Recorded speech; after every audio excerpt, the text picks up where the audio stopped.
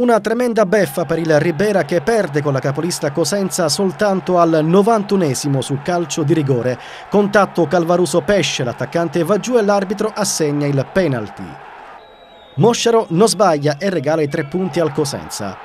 Il Ribera esce a testa altissima dallo stadio di Cosenza. I crespini in maglia arancione giocano a viso aperto contro i padroni di casa e più volte vanno vicini all'impresa. Partita bella ed avvincente, senza particolari tatticismi. Il Cosenza parte subito forte e crea qualche pericolo alla porta di Infantino, tra i migliori in campo.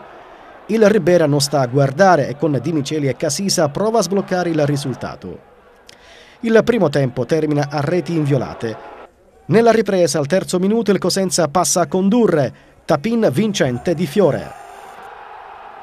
Immediata la replica del Ribera. Angolo di Casese, colpo di testa vincente di Palazzo, 1-1.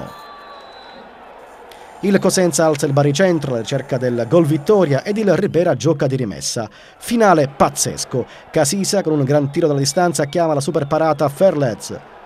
Al 90esimo rigore per il Cosenza e Mosciaro fissa il risultato sul 2-1.